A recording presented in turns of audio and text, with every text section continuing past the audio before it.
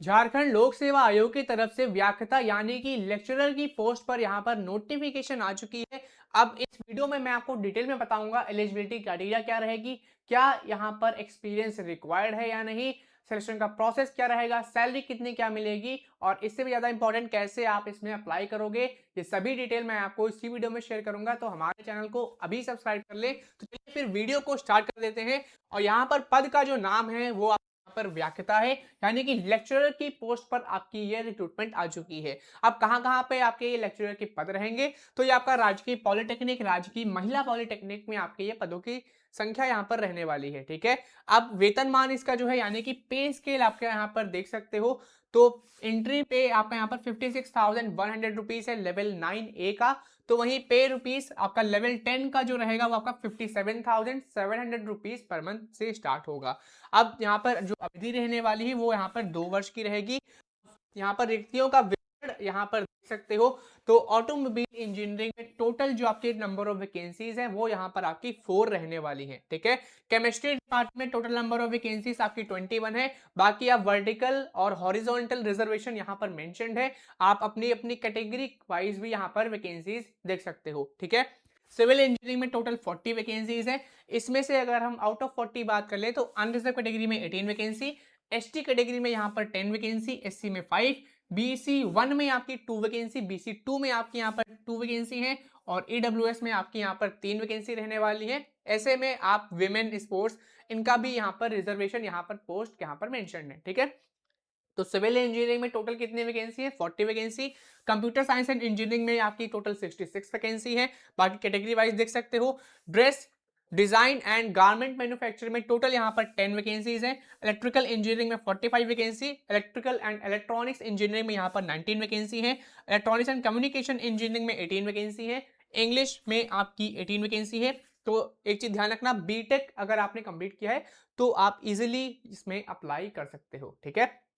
Interior design में आपकी 4 vacancy है। मैथमेटिक्स में आपकी यहाँ पर 30 वैकेंसी रहने वाली है। ऐसे ही आपकी अदर ब्रांचेस हैं, जैसे आपका मैकेनिकल इंजीनियरिंग में 43 वैकेंसी है, मैकेनिकल इंजीनियरिंग ऑटोमोबाइल में 4 वैकेंसी है, मेटलर्जिकल इंजीनियरिंग में 5 वैकेंसी, माइनिंग इंजीनियरिंग में 8 वैकेंसी है। तो वहीं फिजिक्स में आपकी 14 वैकेंसी है। ओवरऑल अगर हम पोस्ट की बात कर लें तो टोटल नंबर ऑफ वैकेंसीज यहाँ पर 349 रहने वाली है, यानी कि व्याख्याता के पदों पर जो कुल जो आपके पद रहने वाले हैं व्याख्याता के, वो आपके 349 पद हैं।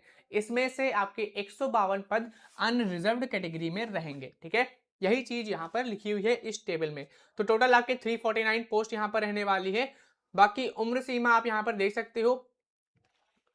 जो निवृत्ति आयु है वो आपके यहाँ पर 65 वर्ष रखी गई है। अब इसके अलावा रिक्वायर्ड क्वालिफिकेशन क्या है, क्या आपकी पात्रता यहाँ पर होनी चाहिए, ठीक है, एक्सपीरियंस यहाँ पर मांग रहे हैं या नहीं, वो सभी डिटेल्स आपको यहाँ पर मिलेगी। तो अगर आप इंजीनियरिंग बैकग्राउंड से हैं, अगर आपने बीई बीटेक कंप्लीट कर लिया है, जो डिसिप्लिन हमने देखी, जैसे सिविल में अगर आपने किया है तो सिविल में अप्लाई करोगे, इलेक्ट्रिकल में किया है इलेक्ट्रिकल में अप्लाई करोगे। ठीक है। तो वो चीज आपको ध्यान रखनी है। तो वही साइंस और ह्यूमैनिटीज के लिए क्या है, अगर आपने मास्टर्स डिग्री कंप्लीट कर ली है तो फिर अप्लाई कर सकते हो। इंजीनियरिंग, अब जो यह मैंने बात कर ली एंट्री जिसका पे लेवल 9 था, ठीक है, जिसका पे लेवल 9 था उसके लिए क्वालिफिकेशन अलग है, जिसका पे लेवल आपका 10 है उसमें आपके चेंजेस कुछ अलग हैं। ठीक है। अब जिसका पे लेवल 10 है इसमें क्या है कि बैचलर्स डिग्री या मास्टर्स डिग्री की है रिलेटेड डिसिप्लिन में, रिलेटेड इंजीनियरिंग डोमेन में, तो फिर इसमें अप्लाई कर सकते हो। इसमें क्या है, बीई बीटेक बीएस वाले ही इसमें अप्लाई करने वाले हैं। इसमें मास्टर्स भी एलिजिबल है। ठीक है। अगर आपने एमटेक पीएचडी किया है सिविल में, इलेक्ट्रिकल में, जो भी आपकी डोमेन थी इंजीनियरिंग की, तो फिर आप पे लेवल 10 में यहां पर अप्लाई करने वाले हो। ठीक है। ऐसे ही साइंस और ह्यूमैनिटीज के लिए है, अगर आपने मास्टर्स डिग्री कंप्लीट कर ली है प्लस आपने नेट क्वालिफाई किया है तो फिर आप इसमें अप्लाई कर सकते हो, या फिर आपने स्लेट या सेट क्वालिफाई किया है तो भी आप यहां पर अप्लाई कर सकते हो। ठीक है। तो इस चीज का आपको ध्यान रखना है।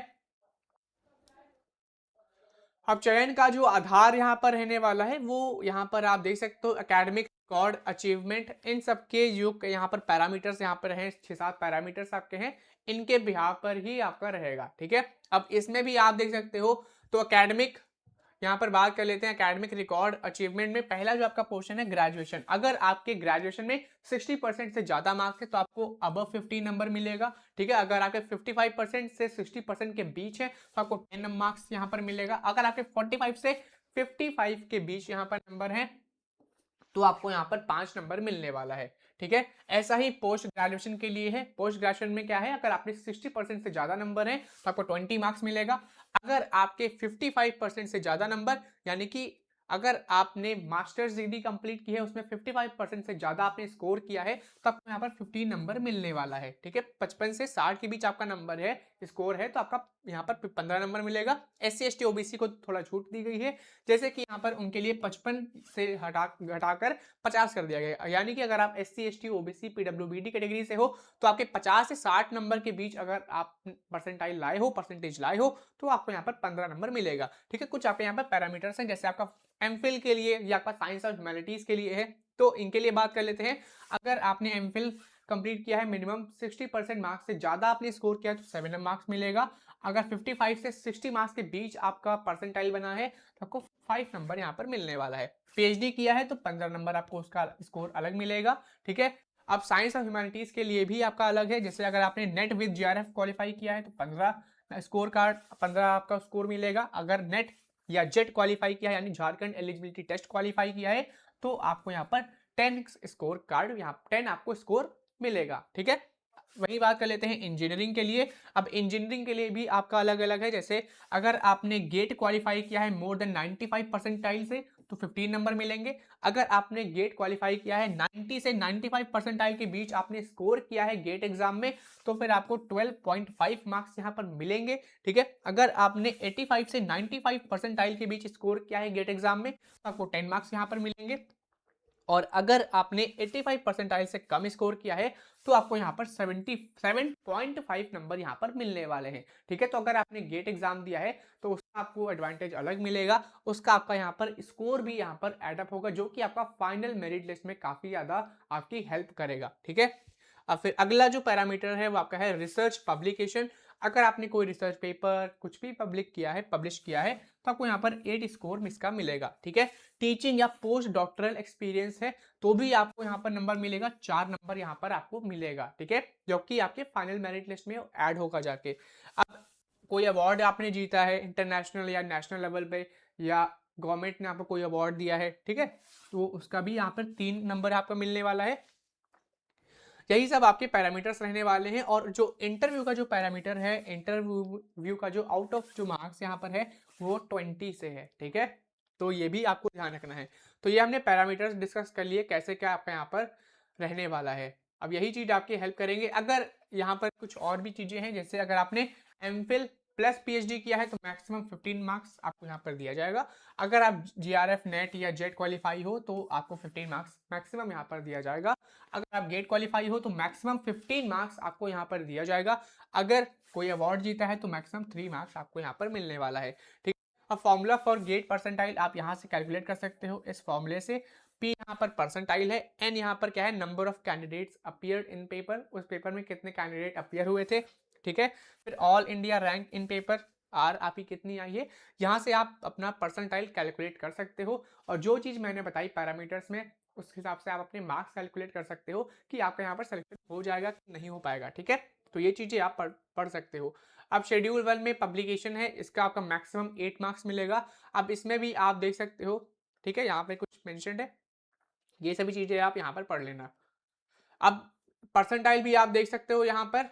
ग्रेड पॉइंट में अगर आपके परसेंटाइल है, जैसे अगर आपका ग्रेड पॉइंट ग्रेजुएशन या फिर पोस्ट ग्रेजुएशन डिग्री में आपका ग्रेड पॉइंट 6.25 है, तो इसका मतलब है कि आपकी परसेंटेज जो है आपकी 55 परसेंटेज आपकी अप्रॉक्स इसके यहाँ पर रहने वाली है। ठीक है, अगर आपका 6.75 ग्रेड पॉइंट है आपके ग्रेजुएशन डिग्री में या फिर पोस्ट ग्रेजुएशन डिग्री में, तो इसका मतलब है कि 60% आपने स्कोर किया है।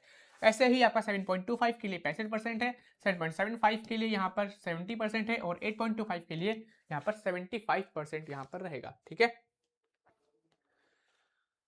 बाकी ये सब पढ़ सकते हो, BTech का भी यहाँ पर लिखा हुआ है, ये सभी चीजें पढ़ लेना। नोटिफिकेशन में, नोटिफिकेशन की PDF मैंने अपलोड कर दी है। अब बात कर लेते हैं यहाँ पर सिलेक्शन स्कीम की, यहाँ पर चलिए बात कर लेते हैं। तो सिलेक्शन कैसे क्या होगा ये मैंने आपको स्टार्टिंग में बता दिया है।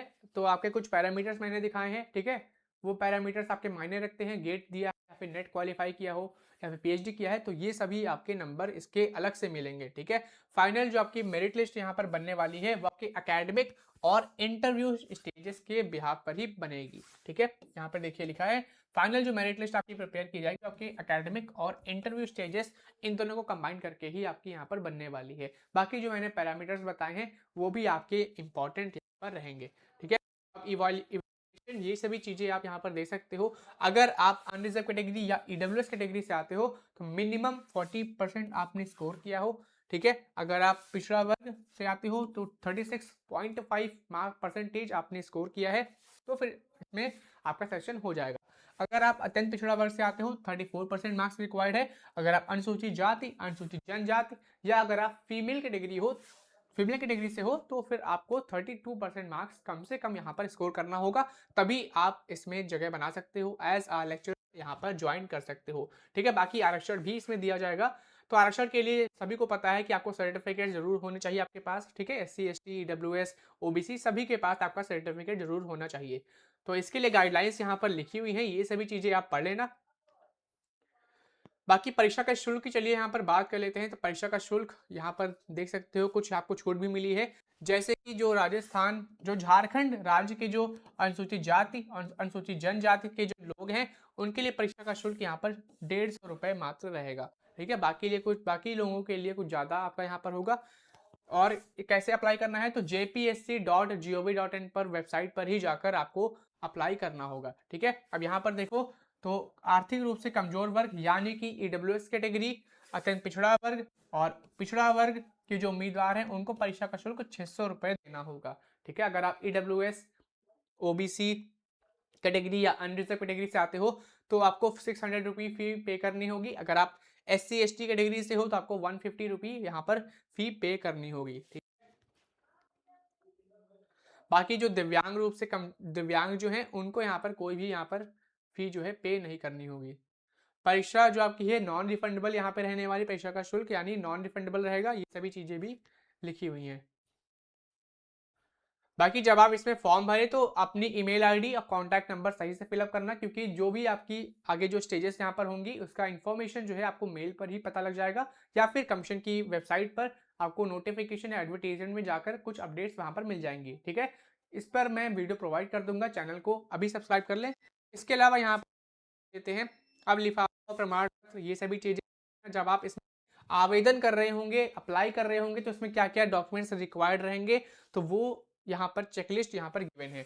ठीक है, ये सभी यहाँ पर है। Printed copy of examination fee receipt ये आपके पास होनी चाहिए। 10th मैट्रिकुलेशन की सर्टिफिकेट, उसके मार्कशीट, 12th की, graduation, post graduation, net jet जो भी आपने पास किया है उसका, JRF अवार्ड लेटर, अगर आपने JRF नेट क्वालिफाई किया है तो award letter, certificate, MPhil degree complete की है एमफिल का सर्टिफिकेट होना चाहिए, PhD किया है तो PhD का, गेट पेपर दिया है तो गेट स्कोर कार्ड यहाँ पर आपके पास होना ही चाहिए। ठीक है, local residential certificate, caste certificate आपके पास होना चाहिए, फॉर्मेट सबसे नीचे दिए हैं नोटिफिकेशन में। इसके अलावा फिजिकल डिसेबिलिटी कैटेगरी से हो तो उसका भी सर्टिफिकेट आपका बनता है, दिव्यांग सर्टिफिकेट। ठीक है, तो वो भी आपके पास होना चाहिए। डॉक्टरल एक्सपीरियंस आपके पास है, कहीं पे आपने पढ़ाया है उसका भी यहाँ पर एक्सपीरियंस यहाँ पर लगेगा और उसका अलग से नंबर भी दिया जाएगा जो आपके लिए फाइनल मेरिट लिस्ट में जगह बनाने के लिए काफी ज्यादा हेल्पफुल रहेगा। अगर आप कहीं वर्क कर रहे हो तो NOC जरूर ध्यान रखना। ठीक है, इसके अलावा आधार कार्ड, पर्सनल आइडेंटिफिकेशन डॉक्यूमेंट्स, ये सभी चीजें आपके पास होनी चाहिए, आधार, पैन, ये सभी आपके पास होना चाहिए। ठीक है, बाकी अंतिम तिथि की बात कर लेते हैं तो दिनांक 12 मार्च के बाद यहाँ पर आपके आवेदन स्वीकार नहीं किए जाएंगे, यानी कि जो इसमें अप्लाई करने की लास्ट डेट है वो आपकी है 12 मार्च। ठीक है, तो आपकी 20 फरवरी से लेकर 12 मार्च तक आप इसमें आवेदन करने वाले हो। तो जो झारखंड में आपकी पोस्ट आई है लेक्चरर की, उसमें स्टार्टिंग डेट ऑफ एप्लीकेशन आपकी है 20th ऑफ फेब और इसकी जो लास्ट डेट रहने वाली है वो आपकी है 12th ऑफ मार्च 2026। तो 12 मार्च के पहले इसमें जरूर अप्लाई कर दें और इसमें डार्क स्पीड पोस्ट द्वारा हाथों हाथ यहाँ पर पता जो है इस पर भी आप भेज सकते हो। ठीक है, भेजना होगा, अवश्य प्राप्त हो जाए, ये चीज भी यहाँ पर लिखी हुई है 25 मार्च के पहले यहाँ पर प्राप्त हो जाए। ठीक है, क्या चीज, पहले आपको आवेदन करना होगा 20 से 12 मार्च के बीच आवेदन कर लिया, उसका प्रिंट आउट निकाल लिया, फिर जो चेकलिस्ट मैंने बताई वो डॉक्यूमेंट्स अरेंज करके अटैच कर दिया एक साथ, फिर इस पते पर आपको भेजना है। कब, 25 मार्च के पहले इस पते पर भेज देना है। ठीक है, 25 मार्च के बाद ये जो आवेदन है वो स्वीकार नहीं किया जाएगा। यही चीज़ यहाँ पर लिखी हुई है। बाकी यहाँ पर एनेक्स्चर है एकेडमिक रिकॉर्ड अचीवमेंट का, ये देख सकते हो, ठीक है। ग्रेड पॉइंट मैंने बता दिए हैं, ग्रेड पॉइंट कैसे क्या कैलकुलेट करना होगा। बाकी ये जो अब ये फॉर्मेट है, इंस्ट्रक्शंस है, ये सभी चीज़ें आप पढ़ सकते हो, ठीक है। तो झारखंड में काफ़ी अच्छी वैकेंसी आई है लेक्चरर की, इसमें ज़रूर अप्लाई करें और ऐसी ही टीचिंग जॉब अपडेट्स के लिए चैनल को अभी सब्सक्राइब कर लें। मिलते हैं एक और नई रिक्रूटमेंट वीडियो में। धन्यवाद।